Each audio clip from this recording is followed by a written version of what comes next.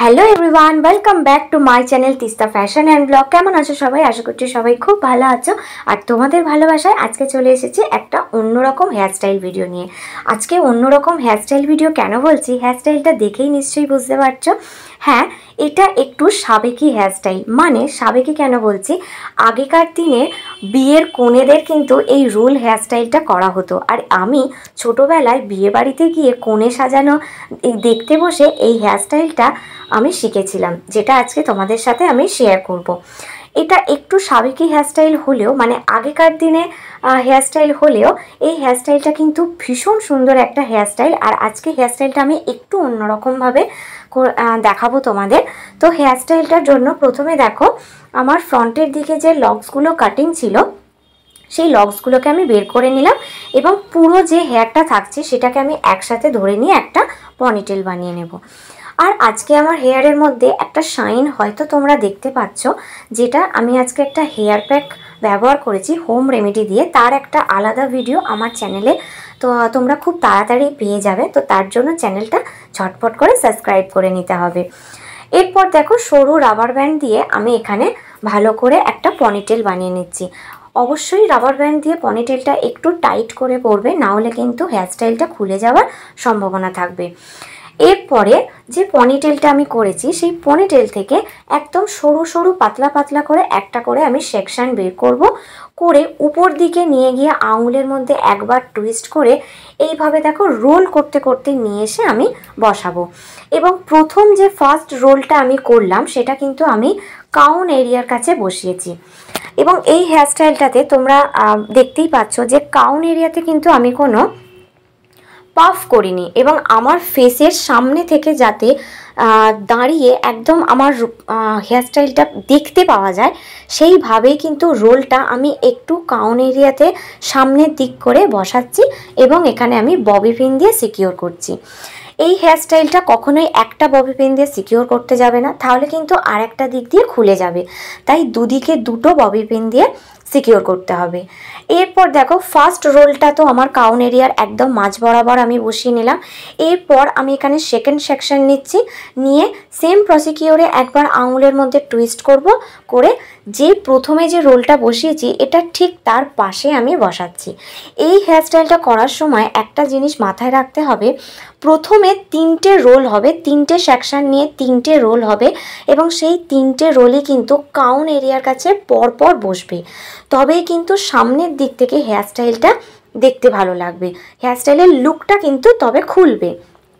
দেখো, প্রথমে যে রোলটা করেছিলাম সেটা মাঝখানে আছে, সেকেন্ড যে সেকশনটা নিয়েছিলাম সেটা তার পাশে বসিয়েছি এবং এটা থার্ড সেকশন, এটা তার একদম উল্টো দিকে বসাচ্ছি।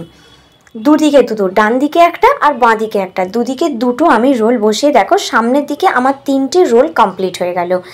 এরপরে বাকি যে পনিটেলটা থাকছে তা থেকে ঠিক একটা একটা করে সেকশন আমি এইভাবে করব, করে জাস্ট রোল করব, দেন আমি বসিয়ে দিয়ে ববি পিন দিয়ে সিকিউর করে নেব।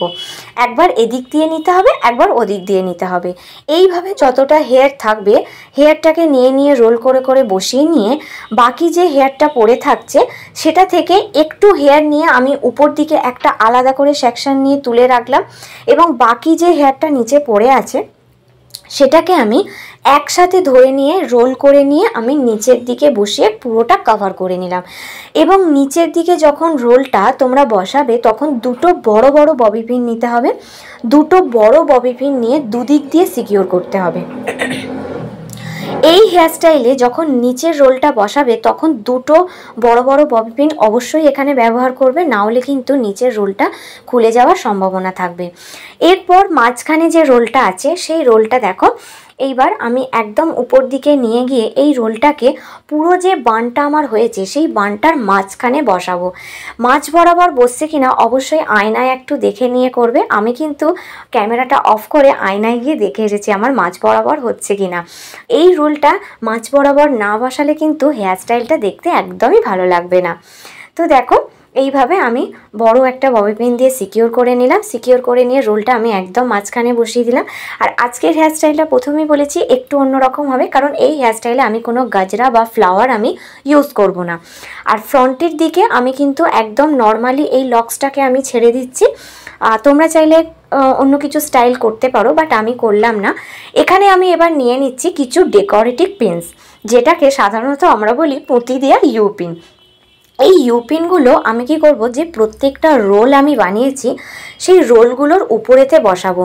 এবং অবশ্যই এই রোলগুলো ডেকোরেটিভ পিনগুলো বসানোর সময় মাথায় রাখতে হবে বেশি প্রেশার দেব না, একদম হালকা করে বসিয়ে দিতে হবে, নাহলে কিন্তু যে রোলগুলো করেছি সেই রোলগুলো কিন্তু ছেড়ে যাবে, ফাঁকা হয়ে যাবে, ফেটে যাবে। তো দেখো ডেকোরেটিভ পিন দিয়ে পুরো হেয়ারটাকে আমি ডেকোরেট করে নেওয়ার পরে একদম একটা অন্যরকম লুক চলে এসেছে। বানটা কিন্তু একদম মাথার উপর করে হয়েছে।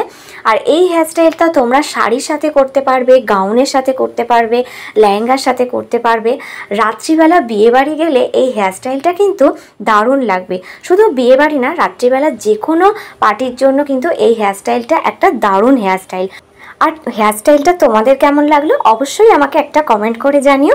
আর হ্যাঁ, আমার এই ধরনের hairstyle video, sari draping video, মানে ফ্যাশন আর ব্লগের ভিডিও দেখার জন্য আমার চ্যানেলটা সাবস্ক্রাইব করে সবাই একটু পাশে থেকো। তো চলো আজকের মতো এটুকুই, আবার নতুন ভিডিও নিয়ে তোমাদের সাথে দেখা হবে।